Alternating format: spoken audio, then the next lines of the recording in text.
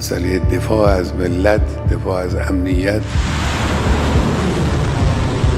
America সীমা অতিক্রম করলে Iran ঠিক কোথায় কোথায় হামলা চালাবে তা শেষবারের মতো জানিয়ে দিল। মার্কিন বাহিনীর যে কোনো ধরনের বাড়াবাড়ির জবাব দিতে এক মুহূর্তও দেরি করবে না তেহরান।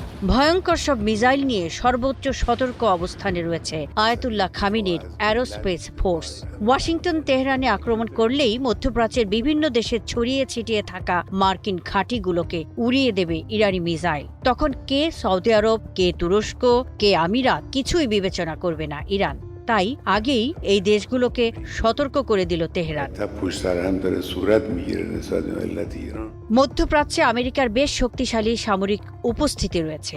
এই অঞ্চলে সৌদি আরব, সংযুক্ত আরব আমিরাত, তুরস্ক, ইরাক, কাতার, কুয়েত, বাহরাইন সহ অন্তত 12টি দেশে 19টিরও বেশি স্থানে মার্কিন সামরিক স্থাপনা বা ঘাঁটি রয়েছে। বর্তমানে এসব ঘাঁটিতে প্রায় 40,000 থেকে 50,000 মার্কিন সেনা মোতায়েন রয়েছে। কাতারের আল উদঈদ মার্কিন সেন্ট্রাল কমান্ডের প্রধান কেন্দ্র। এখান থেকেই পুরো মধ্যপ্রাচ্যে ছড়ি ঘোরায় আমেরিকা। এছাড়া বাহরাইনে মার্কিন নৌবাহিনীর 5ম নৌবহরের সদর দপ্তর অবস্থিত। এসব মার্কিন ঘাঁটি বা সামরিক স্থাপনাগুলো ইরানি মিসাইলের নাগালের মধ্যেই রয়েছে।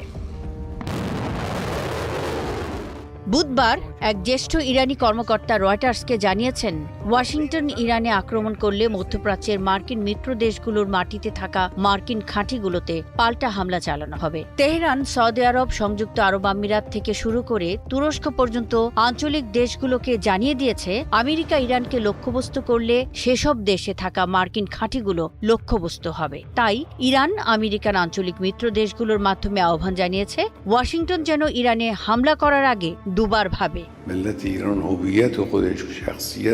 ইরানের রাষ্ট্রীয় গণমাধ্যম জানিয়েছে, তেহরানের শীর্ষ নিরাপত্তা পর্ষদের প্রধান আলী লারিজানি কাতারের পররাষ্ট্রমন্ত্রীর সঙ্গে এবং ইরানি পররাষ্ট্রমন্ত্রী আব্বাস আরাকচি সংযুক্ত আরব আমিরাত ও তুরস্কের পররাষ্ট্রমন্ত্রীদের সঙ্গে কথা বলেছেন।